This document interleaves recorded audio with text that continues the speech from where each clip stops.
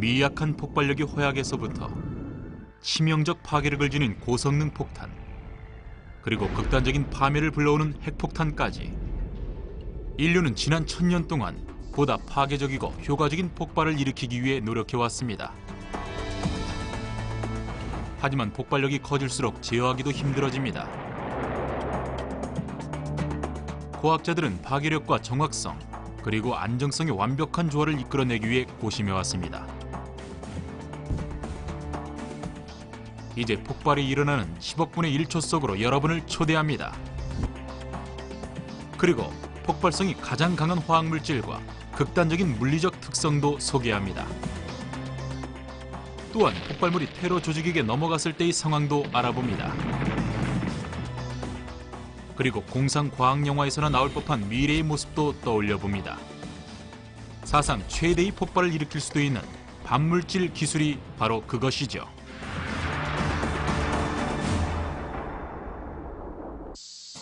그에 앞서 폭발이란 무엇인가라는 기본 개념부터 알아보겠습니다.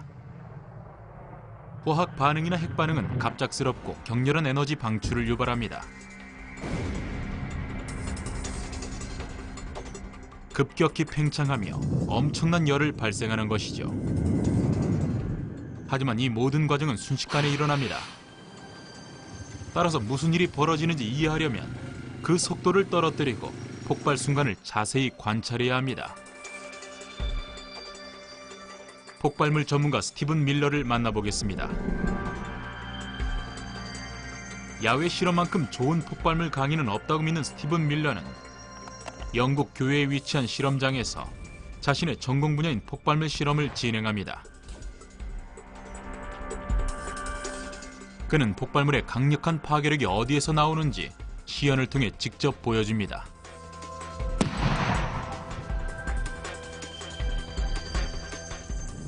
모든 폭발 물질은 빠르게 연소하며 상대적으로 짧은 시간에 방대한 양의 기체를 방출합니다.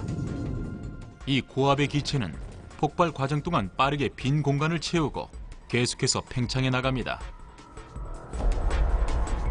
그리고 팽창하는 기체는 가로막고 있는 모든 물체에 엄청난 압력을 가합니다.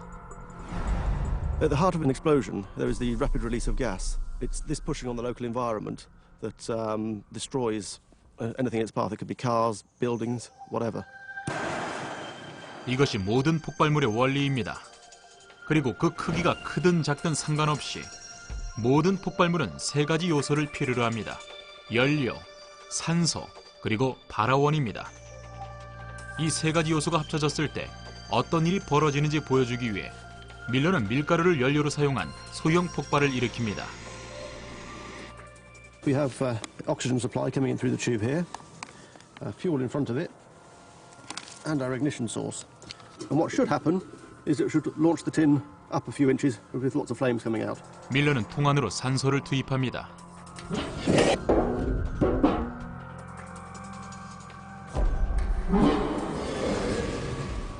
발화원은 가연성 기체인 산소와 밀가루에 불을 붙입니다. 그리고 불길이 빠르게 번지면서 통 안의 압력이 급격하게 상승하고 그 결과 폭발이 일어납니다.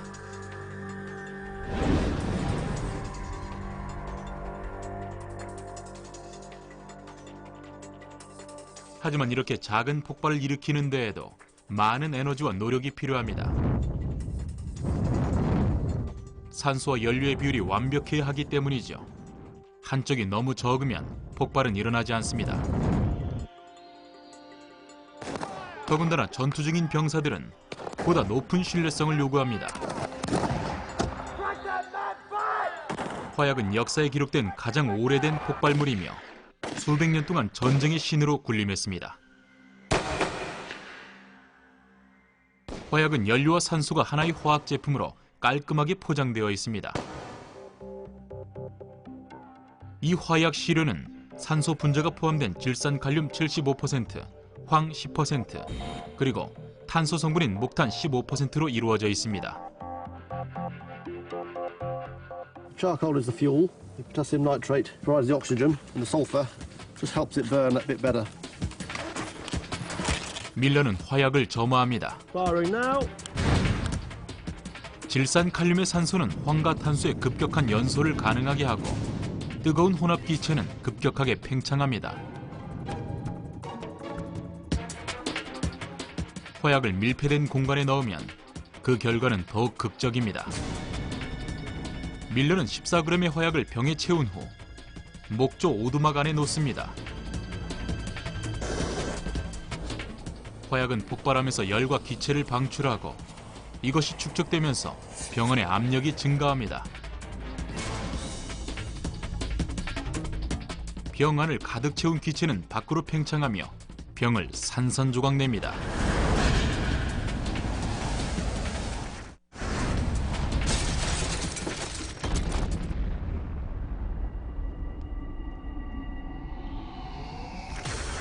이제 우리는 화약의 폭발력을 증가시킬 수 있습니다. 그리고 만약 그 방향을 제어할 수 있다면 공기를 가르며 날아가는 추진력을 얻을 수 있습니다. 총알처럼 말이죠.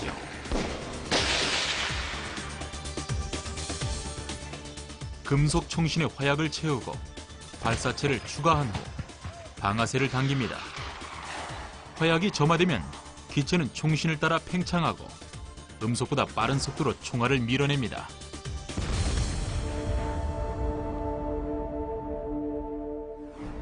수세기 동안 이 단순한 화약이 역사의 향방을 바꿔왔습니다. 하지만 화약은 지저분합니다.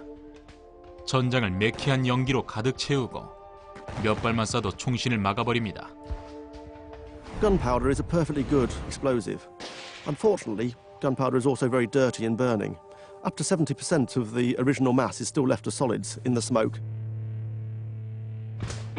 좀 더 큰 파괴력에 대한 요구로 화약은 새롭고 무시무시한 폭약과 만나게 됩니다. 바로 트리니트로톨루엔입니다. 19세기 전쟁의 그림자가 유럽을 덮치면서 개발된 이 물질은 최초의 현대식 군용 폭약으로 우리에겐 TNT로 더 잘 알려져 있습니다. 화약과 달리 TNT는 연료와 산소의 단순한 혼합물이 아니라 이 기본 요소 두 개가 분자 내에 결합되어 있습니다. 또한 고성능 폭약인 TNT는 충격을 가해야지만 폭발 에너지를 방출할 수가 있습니다. 따라서 기폭 장치가 필요했습니다. With high explosives, we have both the fuel and the oxidizer at the molecular level. When the detonator goes off, the shockwave from that breaks these bonds, releasing a massive amount of energy. TNT는 질소, 수소, 탄소, 산소로 이루어져 있습니다. 그리고 기폭 장치에 충격파가 가해지면 분자 결합은 깨지고 맙니다. 밀러가 기폭 장치를 작동합니다. Stand by for firing. Firing now. 작은 충격들이 모여 TNT에 충격파를 전달하면 TNT는 초속 6.7km의 속도로 폭발하며 4000 psi 이상의 압력을 발생시킵니다. 충격파에 부딪힌 산소 원자는 탄소, 수소 원자와 결합하고 질소 원자는 기체로 방출됩니다.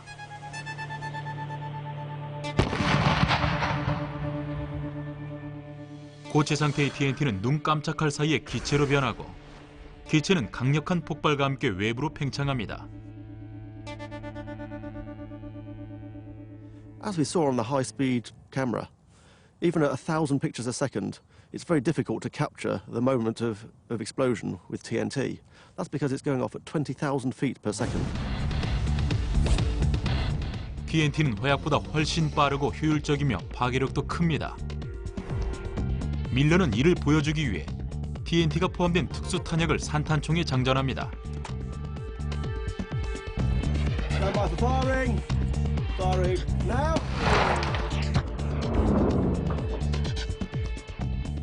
강철로 만든 산탄총의 총신이 견디지 못할 정도로 TNT의 분자 구조는 급격히 붕괴됩니다.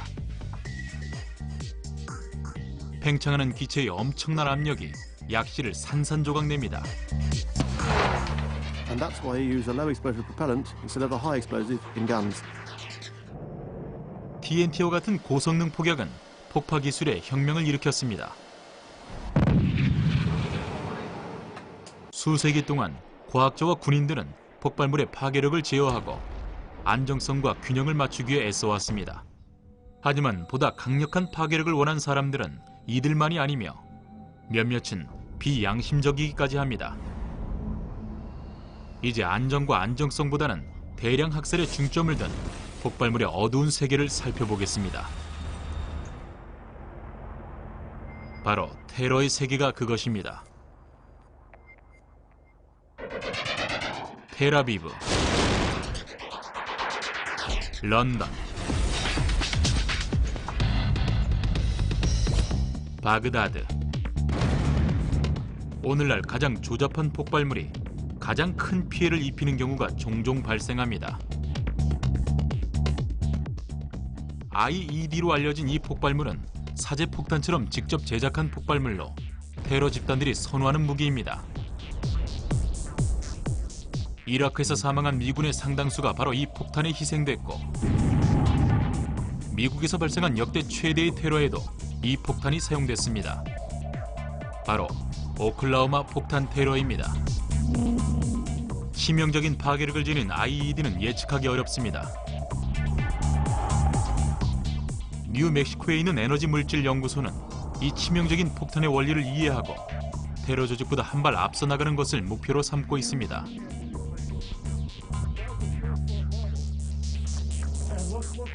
폭발물 처리반 기술자였던 제리 리틀만큼 IED를 잘 아는 사람도 없습니다. The term IED means improvised explosive devices.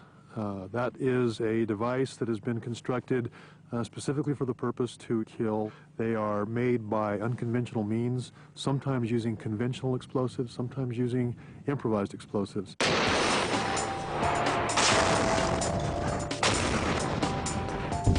제리의 연구원들은 폭발물의 폭파 과정을 연구하고 있으며 실험 과정은 헐리우드 영화보다 훨씬 더 사실적입니다. People base what they know on explosions and explosives to what they've seen on television or it comes out of Hollywood, and that's not reality. However, when they come here, they truly learn, what the full spectrum of hazards are and how they can protect themselves and the public. 제리의 연구원들은 이곳 실험장에서 미국을 위협할지 모르는 사제폭탄의 종류를 연구합니다. 최선의 연구 방법은 직접 폭파해보는 것입니다. 수도 없이 말이죠. 180kg의 사제폭탄은 조립식 건물을 날려버립니다.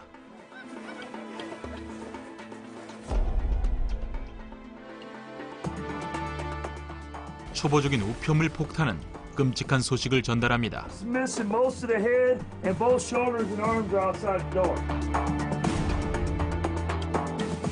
파이프 폭탄은 수박을 박살냅니다. 폭발로 인한 파편이 수박을 산산조각 냈습니다. 대상이 사람일 경우에도 그 효과는 비슷합니다. 나무 인형에 걸친 1.3kg의 플라스틱 폭탄을 터뜨릴 경우 그 피해는 자살 폭탄 테러와 비슷합니다. 오늘 실험 대상은 바로 이 차량입니다. 트렁크에는 건물이 파괴될 정도의 폭탄이 실려 있습니다. 차량 폭탄은 테러범들이 국내외에서 모두 애용하는 방식입니다. 연구소 부소장이자 폭발물 전문가인 반 로메로는 이런 연구가 국가 안보에 매우 중요하다고 믿습니다. After the 9/11 event, the expertise that exists here came to the forefront. There was really something that we could do to help the country protect itself against terrorism. 차량 폭탄은 질산 암모늄과 농업용 비료, 그리고 자동차 경주용 연료인 고휘발성의 니트로메탄으로 제작됩니다.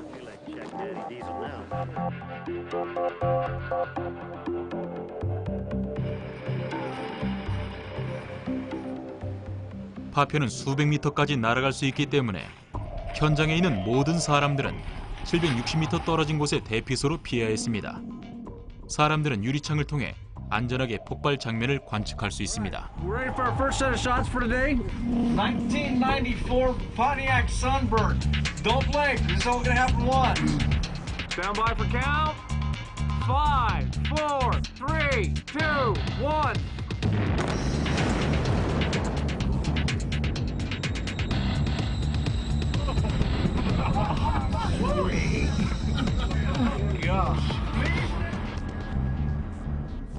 이와 같은 화학 폭발은 강력한 충격파를 일으키고 충격파는 폭발물을 뚫고 사방으로 퍼져나갑니다. 발파 순간 폭발물은 팽창하고 방대한 양의 기체가 방출됩니다. 바로 이 현상이 충격파를 일으킵니다. 초음속으로 이동하는 충격파는 공기 중의 수증기를 급격히 응축시켜 흰 연기나 섬광을 일으킵니다.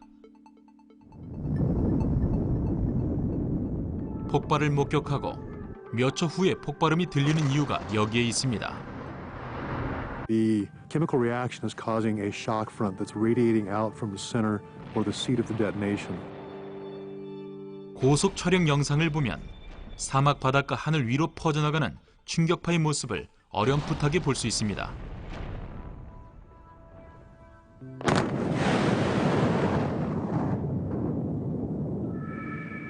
충격파는 음속의 약 1.5배인 시속 1960km 이상으로 이동합니다. That shockwave travels through the air and can do damage to buildings, to human beings, to the environment. 충격파는 최대 5,000 psi의 압력을 발생시킵니다.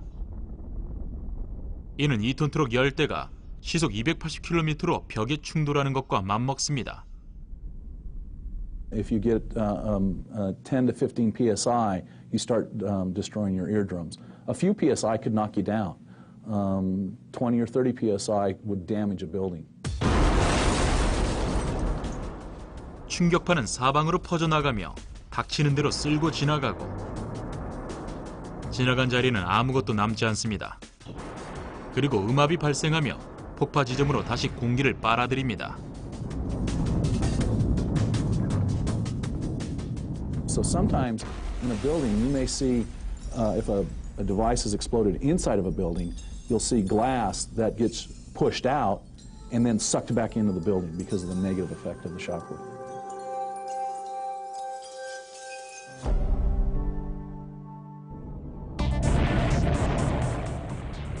폭발은 파편을 사방으로 날려보내고 뾰족한 파편 조각은 총알처럼 공기를 뚫고 날아갑니다. Another hazard that we're really concerned with is the shrapnel or the fragmentation effect. That is, objects, either part of the device, things that have been added to increase lethality, or things that are in close proximity that are being propelled by the force of the detonation. Typically on the car bombs with 500 pounds of explosives, we get fragmentation and shrapnel that travels anywhere between 1,700 to probably 1,900 feet. 이런 사제폭탄이 여러분 근처에서 터졌다면 파편의 온몸이 찢겨나갈 수도 있습니다. 심지어 축구장 6개를 이어놓은 길인 550m 밖에서도 피해를 입을 수 있습니다. 또한 직접적인 피해를 모면했다 해도 폭발 여파로 숨질 수도 있습니다. 폭발이 클수록 주변 건물의 피해도 커지고 건물 안에 있는 사람들과 최초로 출동한 구조대원들에겐 죽음의 덫이 될 수도 있기 때문입니다. 폭탄 테러에 의한 파괴력이 얼마나 강한지 이해할 수 있다면 건물을 보다 안전하게 지을 수 있을 것입니다. 하지만 한 가지 심각한 문제가 있습니다. 바로 화염입니다. 폭발 피해의 상당수가 화염으로 발생하기 때문이죠. 그래서 캘리포니아 대학 샌디에이고 캠퍼스의 길 해그마이어 교수는 실제 폭발 없이도 폭발 순간을 관찰할 수 있는 독창적인 방법을 개발했습니다.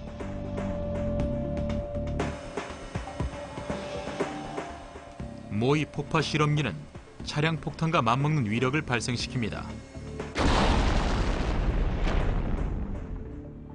이 장치는 고무를 입힌 강철판을 유압 피스톤으로 밀어 건물에 충돌시키고 폭탄 테러 같은 효과를 얻을 수 있습니다. 폭발로 인한 화염 없이 말이죠. This is the highest speed hydraulics you'll find in the world, okay? There's nothing probably in the universe. 고속 카메라와 장비들은 화염의 방해 없이 폭파 장면을 근접 녹화할 수 있습니다.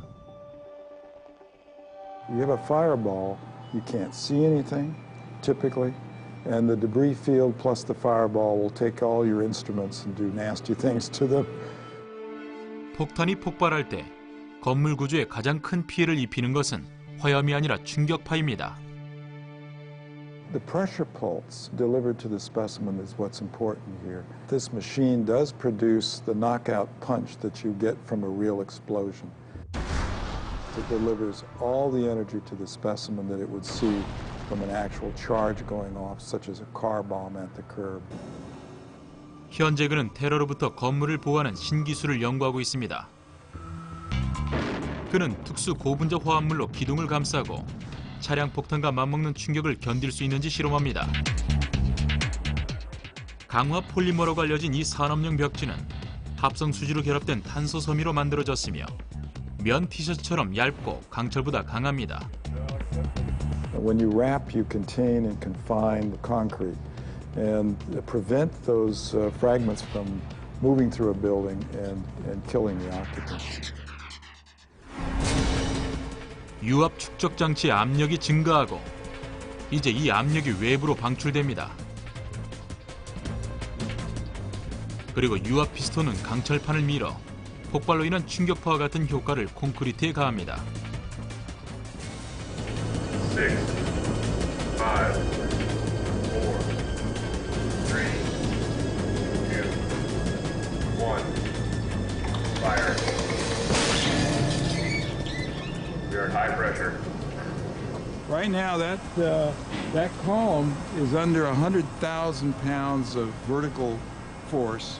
So if that was a column in a real building, it's still good to go. It may not look so good, but it's supporting the load, and that's what those carbon wraps are all about. 탄소 섬유는 기둥을 보호하고 지탱해줍니다. 반면 일반 기둥은 산산조각이 납니다.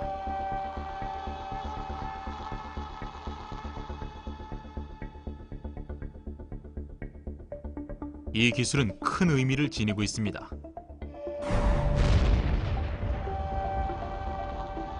(1995년) 연방정부 청사를 공격한 오클라호마 폭탄 테러에서 많은 생명을 구할 수도 있었으니까요. The structural collapse took more lives than the actual blast effects. One column that could no longer support its load initiated a catastrophic failure sequence.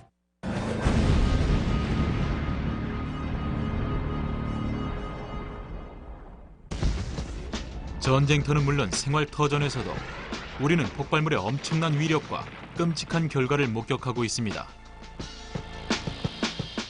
폭발물 기술은 장족의 발전을 거듭했고 오늘날의 고성능 폭약은 화약보다 15에서 20배 이상 강력합니다. 하지만 파괴력이 커질수록 통제력은 떨어지고 원하는 시기에 폭탄을 터뜨릴 수 없다면 없는 것만 못합니다. 파괴력 증가와 안정성 향상 사이의 균형을 맞추는 작업은 로렌스 리버무어 국립연구소의 랜들 심슨 박사에게 맡겨졌습니다. All of these materials need to be stable. That is that if they're unstable, they're of no value for civilian use or for military use. The goals for national security missions or industrial use are materials that are so stable that they will not explode in a fire environment. Another requirement is they last for a very, very long period of time. 안전하고 안정적인 폭발물을 만들기 위해 이들 연구팀은 폭발 과정을 일일이 분석합니다. 이곳에선 복잡한 화학 반응이 몇십억 분의 1초 만에 일어나고 온도는 약 5,200도씨까지 상승합니다. We refer to this type of chemistry as extreme chemistry. Chemistry that occurs up to 500,000 atmospheres of pressure, chemistry that occurs up to several thousand centigrades, chemistry that may occur on very, very short time frames. All of those extreme conditions are represented by the detonation of an explosive.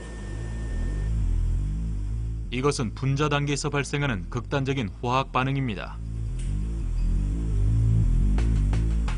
When you're working with hazardous materials, you start off with very small quantities until you understand the properties, and then you gradually increase the quantities of materials that you work with. 오늘 이들은 군사용으로 사용될 최신식 고성능 폭약을 실험합니다. LX-14라 명명된 이것은 고분자와 결합시킨 고성능 복합 화약으로 같은 분량의 일반 화약보다 폭발력이 17배나 강합니다.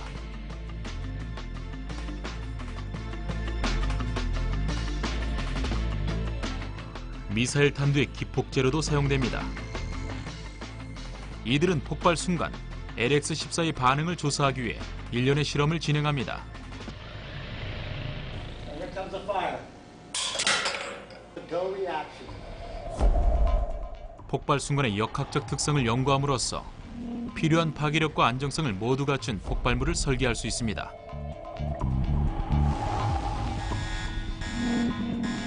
이들은 고분자의 폭발 물질을 결합시켰고 이 고분자가 충격을 흡수해 우발적인 폭발 위험을 감소시킵니다.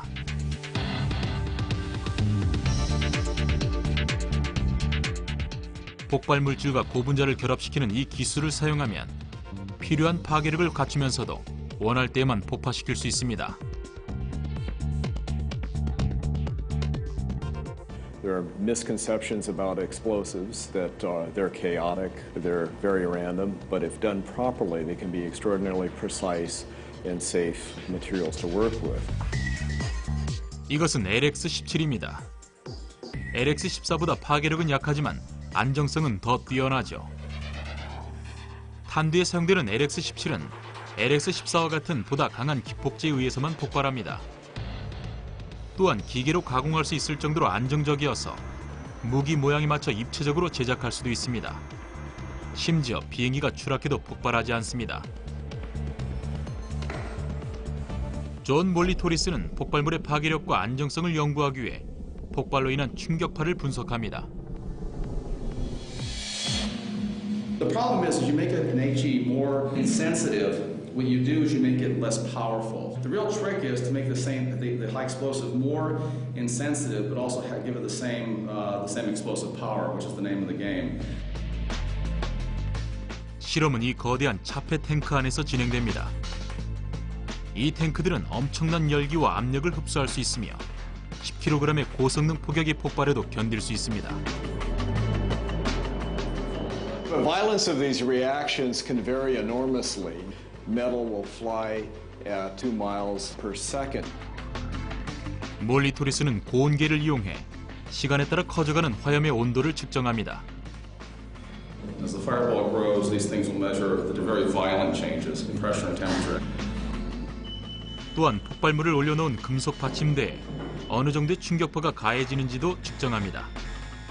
연구원들은 안전한 방폭문 뒤에서 폭발물이 터지는 순간을 정확히 기록합니다. 3, 2, 1, trigger. Wow. That's fantastic. Look at that. That's great. It's really great. Tank is venting. 폭발물의 파괴력에 몰리 토리스마저 놀라움을 금치 못합니다. I didn't think that high explosive and that geometry would fragment it to that degree. I thought there'd be some little plate left over. A little bit confounded about that.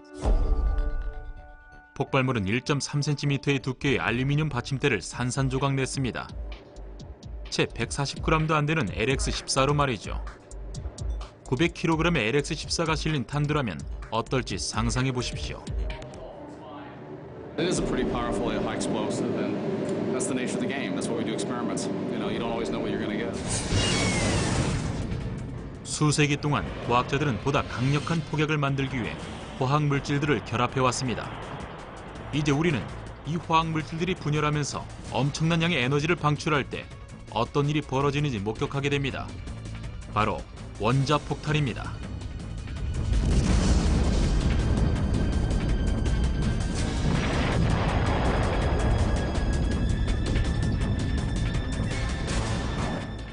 (1945년 7월 16일) 태양이 이글거리는 뉴멕시코의 광활한 사막은 분주함으로 가득합니다.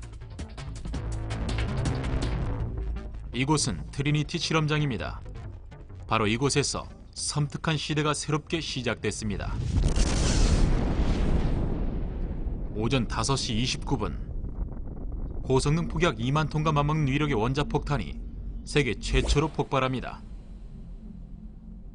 16km 떨어진 곳에서도 그 열기가 느껴질 정도였고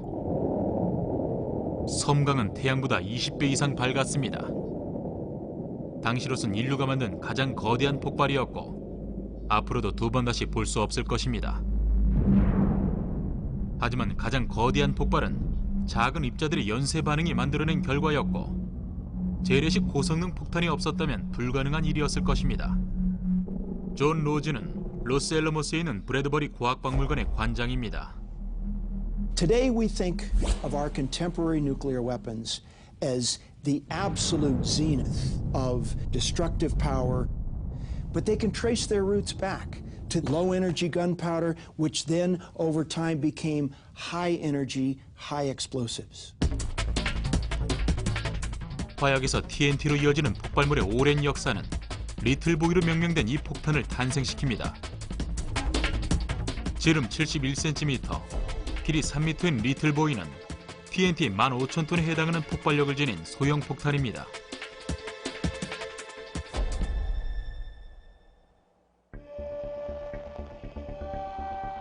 내부에는 각각 표적과 총알이라 명명된 두 덩어리의 우라늄이 들어있습니다. 그리고 한쪽의 우라늄만으로는 연쇄 반응이 일어나지 않도록 분리해 놓습니다.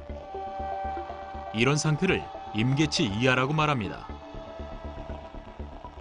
재래식 고성능 폭약은 총알을 표적에 발사하고 두 덩어리의 우라늄은 하나로 합쳐집니다. 이제 폭탄은 임계 상태에 돌입하고 중성자와 불안정한 우라늄 원자가 충돌하면서 엄청난 양의 에너지 방출을 촉발합니다. 이것이 원자폭탄의 원리입니다. 중성자와 충돌한 우라늄 원자 핵은 더 작은 원자와 더 많은 중성자로 분열합니다. 이 중성자들은 다른 우라늄 원자와 충돌하며 연쇄 반응을 일으킵니다. 각각의 반응은 짧은 시간에 방대한 양의 에너지를 방출합니다. 그리고 에너지가 모여 거대한 폭발을 일으킵니다. 이 모든 과정은 순식간에 벌어집니다. 1945년 8월 6일 오전 8시 15분 일본 히로시마 1900피트 상공에서 말이죠.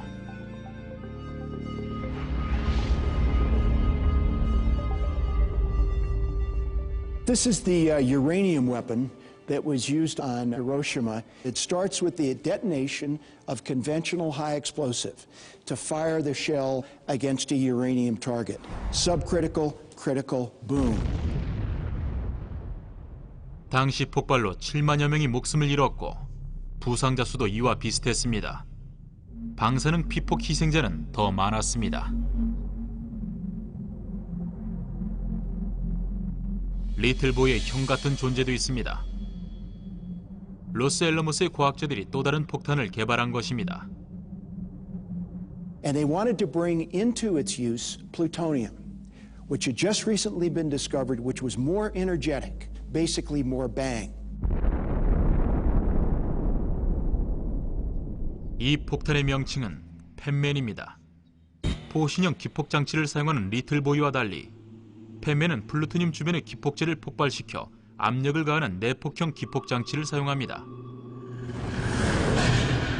The idea is you take a core of plutonium, you surround it with a jacket of high explosives, and you detonate it. 리틀보이가 치명적인 위력을 과시한 지 3일 후 TNT 2만 1000톤과 맞먹는 폭발력을 지닌 펜맨이 나가사키 상공에서 폭발합니다.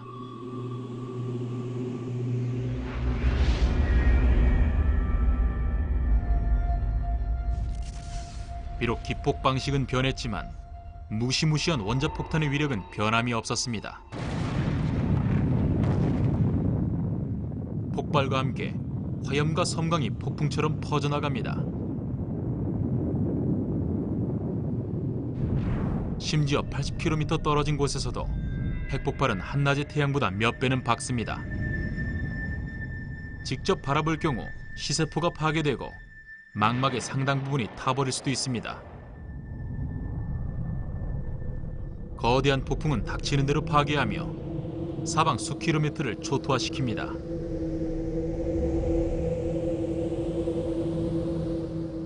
폭발 에너지의 약 50%는 폭풍으로, 약 33%는 열기로, 나머지는 방사능으로 방출됩니다.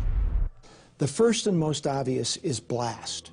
There's a tremendous shock wave that's propagated outwards from ground zero where that weapon is detonated. A shock wave that can take down buildings, can move vehicles, can twist railroad tracks. You not only have blast, but you've got heat approximating near the temperature of the sun, so that anything around is immediately vaporized, immediately incinerated. 화염은 크게 치솟았다가 사라집니다. 증기는 응결하면서 무기 파편이 섞여 있는 구름을 형성하고 공기 중에 작은 물방울을 빨아들입니다. 아질성과 질소 산화물로 인해 구름은 적색이나 갈색으로 보입니다. 그리고 온도가 떨어지면서 물방울이 응결하면 일반적인 구름처럼 흰색으로 변합니다. 하지만 그 성분은 일반 구름과 전혀 다르며 치명적인 방사능 입자로 가득 차 있습니다.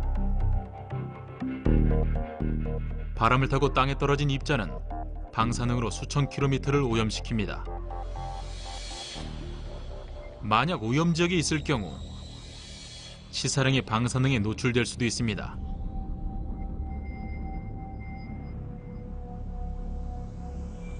방사능 피폭량이 적을 경우 손상된 세포는 재생됩니다. 하지만 피폭량이 많으면 죽을 수도 있습니다. The effect of radiation on the human body in these extraordinary doses is really only known from Hiroshima and Nagasaki. It has the ability both to penetrate and to do extraordinary cellular damage, as well as serious burning to any exposed part and internally. 하지만 이런 끔찍한 공포에도 불구하고 핵폭탄은 세상의 모습을 드러냅니다. 이제 냉전 시대의 초강대국들은 핵무기 경쟁에 돌입합니다.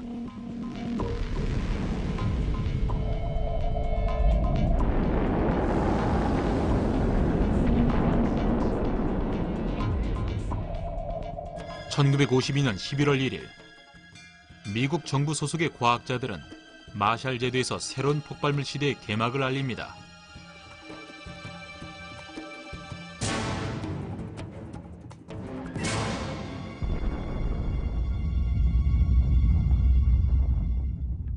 수소폭탄 시대가 열린 것입니다. 이 폭탄은 히로시마와 나가사키에 떨어졌던 원자폭탄보다 1000배나 강력합니다. 핵분열이라는 과정을 통해 에너지를 방출했던 기존의 원자폭탄과 달리 이 새로운 폭탄은 수소 원자의 핵을 융합시킵니다. 바로 핵융합입니다. 먼저 고성능 폭약으로 핵분열을 촉발시켜 초고온 상태를 만듭니다. 이 열기로 수소의 핵이 융합해 헬륨을 형성하고 이때 엄청난 에너지가 방출되며 거대한 폭발을 일으킵니다. When you get to fusion, all bets are off. Really, there is almost no upper limit. 수소폭탄 덕분에 미국은 군비 경쟁에서 앞서 나가지만 그리 오래 가지는 못합니다. 1961년 10월 30일 소련 폭격기가 북극권의 외딴 섬을 향해 이륙합니다. 무게 27톤의 수소폭탄을 싣고 말이죠. 이것이 바로 폭탄의 제왕이라 불리는 차르 폭탄입니다. 그리니치 표준시로 오전 8시 33분 소련은 무시무시한 신기록을 수립합니다.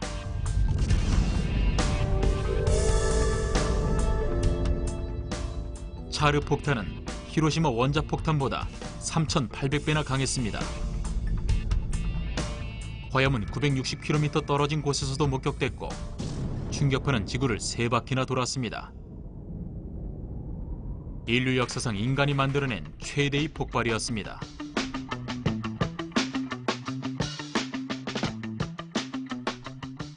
이 사건은 상호 공멸의 시대를 예고합니다. 즉 어느 쪽이든 핵무기를 사용하면 인류 모두가 공멸한다는 뜻이죠. 비록 수많은 조약과 협정이 지금까지도 유효하지만 이 극한의 폭발물은 여전히 위협으로 존재합니다.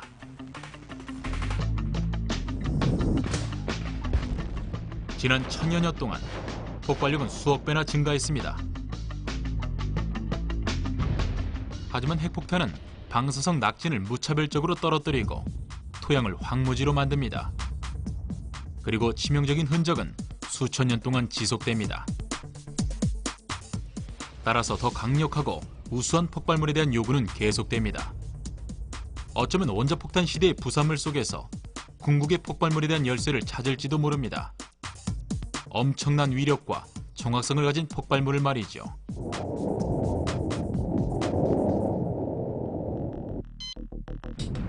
지금까지 폭발물의 엄청난 위력을 지켜보았습니다. 미약한 화약에서부터 사상 최대의 폭탄까지. 하지만 이와 같은 기존의 폭발물은 과거의 유물이 될 수도 있습니다. 미래에는 전례 없는 위력의 폭발물이 탄생할 것입니다. 현재 과학자들은 사상 최대의 폭발을 꿈꾸며 최고의 에너지원으로 알려진 물질로 실험을 진행하고 있습니다. 바로 반물질입니다. 공상 과학 영화의 얘기 같지만 반물질은 실제로 존재하며 물리학자들은 1930년대부터 연구하고 있었습니다. 이론적으로 1g의 반물질은 히로시마 원자폭탄 2.7개와 맞먹습니다. 반물질은 극히 드문 초고속 충돌 현상에 의해 자연적으로 생성되며 태양면 폭발이 그 예입니다. 하지만 이제 지구에서도 반물질을 만들 수 있습니다. 입자 가속기를 이용해 빛의 속도로 원자를 서로 충돌시킵니다. 그리고 이 충돌은 물질의 반대 개념인 반물질이 생성합니다. 한편 반물질과 물질이 충돌하면 양쪽 모두 소멸하고 입자 안에 갇혀있던 에너지가 10억분의 1초 만에 방출됩니다. 이 반응은 순수한 에너지만을 생성합니다. 이것은 수소폭탄보다 1000배나 효율적이고 TNT보다는 400억 배나 효율적입니다. 바늘 무게밖에 되지 않는 폭탄이 뉴요크의 도시를 파괴할 수 있다고 상상해 보십시오. 이 끔찍한 상상은 영화에나 나오는 이야기이고 물리학자 리처드 톰슨은 앞으로도 실현 불가능하다고 믿습니다. Realistically, the amounts of antimatter that have ever been made or could be made realistically in the future is very, very small. And the process by which you generate it is extremely inefficient. It takes enormous amounts of energy and enormous amounts of time to generate any significant amount of antimatter. And to accumulate any significant amount of material that you could weigh would take billions of years. 보관하기는 더욱 어렵습니다. 가장 일반적인 방법은 패닝 트랩이라 불리는 금속 밀폐 용기에 담는 것입니다. 반물질은 육안으로는 볼 수 없습니다. 패닝 트랩을 확대한 이 장치는 그 원리를 보여줍니다. 내부에 강력한 전자기장이 반물질을 잡아두고 있는 것이죠. 자력을 이용해 이 장난감을 공중에 떠있게 만드는 것과 비슷한 원리입니다. So the globe is now suspended by those forces, and because of that, it doesn't fall, it doesn't touch the base, it doesn't touch the sides, and that means that if it was an antiparticle, then it wouldn't be touching the apparatus at all. 만약 반물질이 보관 용기의 물질과 닿았다면 그 순간 소멸됐을 겁니다. The amount of matter that you can put into one of these traps is very limited. The reason for that is that because these are charged particles, they all push away from each other, and that means that the density that you can get within the trap is very limited. The explosive power of that, if you were to convert it entirely into energy, would be just a tiny fraction of the energy that's contained in a match head. 궁극의 폭발 물질인 반물질은 현재로선 공상과학의 세계에 남아있어야 할 것 같습니다.